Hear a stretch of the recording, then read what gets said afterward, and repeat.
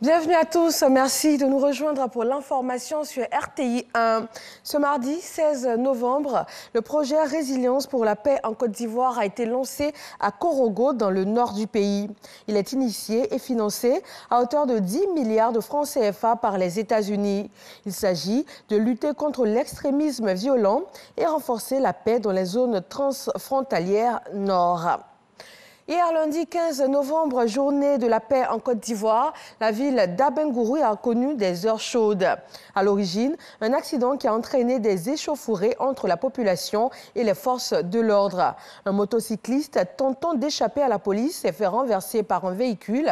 Il a aussitôt été pris en charge dans une structure sanitaire, mais les rumeurs ont vite fait d'annoncer son décès, d'où le courroux de la population. S'en est suivi des manifestations dans les rues d'Abengourou.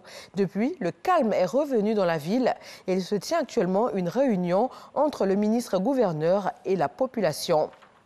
À Grand-Bassam, les travaux de l'ouverture de l'embouchure au fleuve Comoé ont atteint aujourd'hui les 25%. Le chantier avance bien et à terme, il va résoudre des questions environnementales essentielles.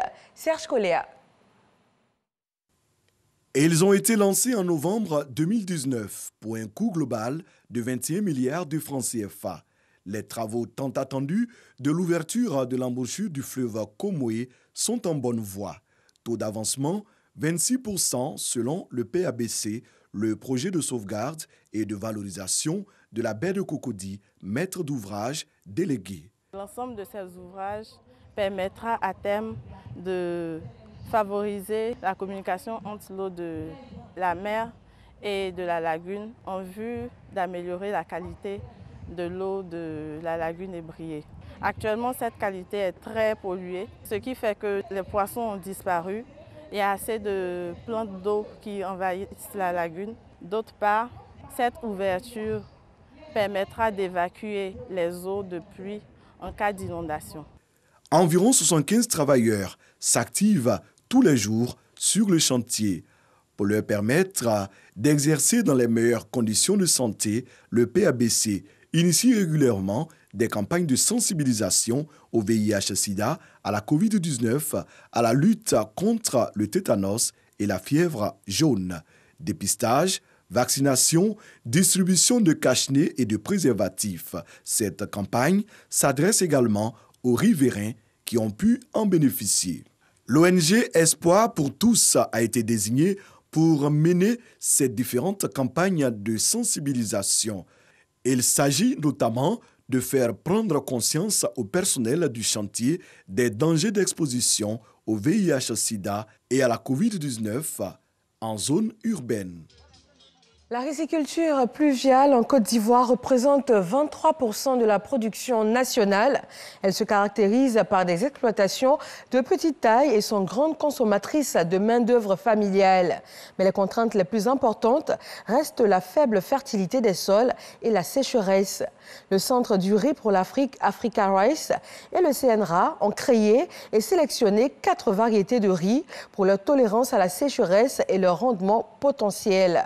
Le dossier Ecoplus de ce 20h s'intéresse à ces nouvelles variétés qui devront appuyer la Côte d'Ivoire dans sa marche vers l'autosuffisance en riz. Dans le nord-ouest de la Centrafrique, des combats entre rebelles et soldats centrafricains ont fait 11 civils tués malgré un cessez-le-feu dans le pays. Des rebelles infiltrés lors du marché hebdomadaire ont eu des échanges de tirs avec les forces centrafricaines. Bilan, 11 civils tués, 9 hommes et 2 femmes ainsi que 8 personnes blessées. L'Ouganda également endeuillé par des attaques. 2 attentats suicides successifs ont fait 3 morts et 33 blessés. Selon la police, il s'agit de membres des groupes liés aux ADF, groupes rebelles islamistes ougandais. Ces explosions interviennent juste quelques semaines après 2 premiers attentats à la bombe dans le pays, encore imputés aux cellules dormantes des ADF. On parle aussi d'explosion à la bombe au Royaume-Uni. Le terroriste présumé, seul décédé dans l'explosion, serait un jeune homme de 32 ans récemment converti au christianisme. Les origines de ce demandeur d'asile débouté ne sont pas encore connues. Selon des médias britanniques, ce réfugié du Proche-Orient comme si rien n'était pas connu des services de renseignement. Les services compétents doutaient même de sa nationalité et ont donc refusé sa demande d'asile.